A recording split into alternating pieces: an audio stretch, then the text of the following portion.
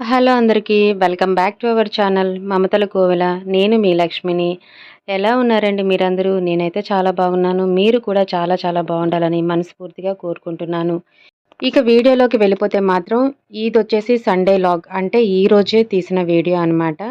రోజు ఎడతెరపలేని వర్షం, అంటే డే మొత్తం బాగానే ఉంటుంది. నైట్ అయ్యేసరికి మాత్రం ఫుల్లుగా వర్షం పడిపోతుందనమాట.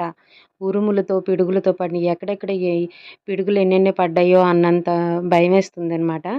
ఇక తెల్లవారిన తర్వాత మాత్రం ఇక సూర్యుడు మాత్రం భగభగమని మండిపోతా ఉంటున్నాడు. అంటే ఎంత వర్షమైతే ముందు రోజు పడుతుందో అంతే ఎండ అనమాట మరుసటి రోజు.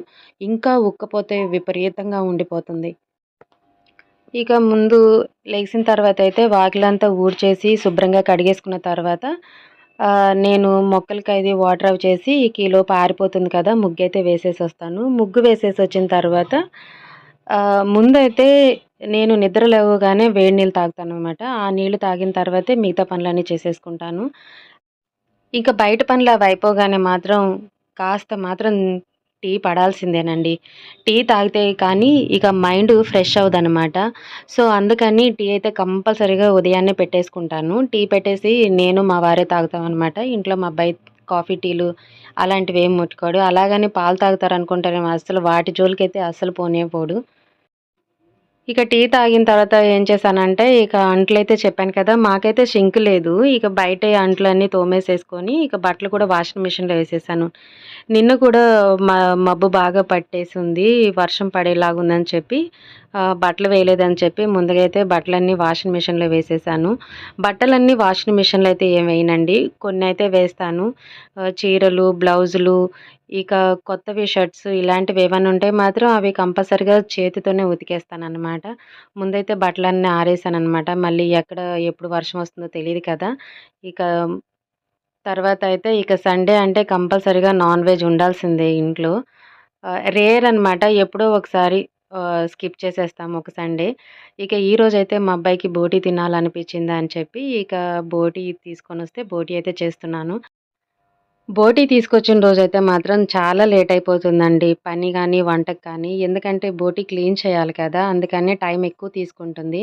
మా అబ్బాయికి ఫ్రై అంటే ఇష్టమని చెప్పి కొంచెం ఫ్రై చేశాను. కొంచెం కర్రీలాగా వండాను. ముదురు బోటీగా అయితే కుక్కర్‌లో పెట్టేసుకుంటే అయిపోతుంది. కానీ అది లేతదే కాబట్టి నేను నార్మల్‌గా అయితే వండేశాను. ఇక దాంట్లోకి బగారా రైస్ అయితే బాగుంటుంది అనని చెప్పి ఈరోజైతే బగారా రైస్ అయితే చేశాను. బగారా రైస్ అందరికీ తెలిసిందే గదా! ఎలా చేసుకోవాలి ఏంటనేది. అందుకే దాని ప్రాసెస్ అయితే నేనేమి చెప్పట్లేదనమాట ఇక్కడ.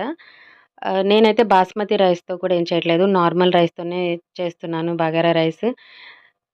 బోటీ ఇంతకుముందు నాకసలు చేయటం రాదండి. ఎందుకంటే బోటీ చేయాలంటే చాలా కష్టం గాబట్టి, అందుకనే నేనంత ఇష్టపడేదాన్ని కాదు దాన్ని చేయటానికి. తినటానికైతే మాత్రం ముందుంటాననమాట.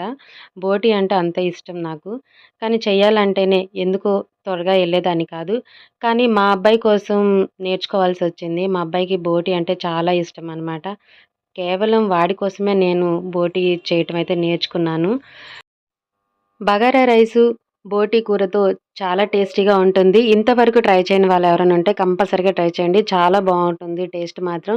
సో, ఇదేనండి ఈరోజు నా వీడియో. నా వీడియో కనుక మీకు నచ్చినట్టయితే ప్లీజ్ లైక్ చేయండి, షేర్ చేయండి. అలాగే మన ఛానల్‌ని ఇంతవరకు సబ్స్క్రైబ్ చేసుకోని వాళ్ళు ఎవరైనా ఉంటే ప్లీజ్ త్వరగా సబ్స్క్రైబ్ చేసేసుకోండి.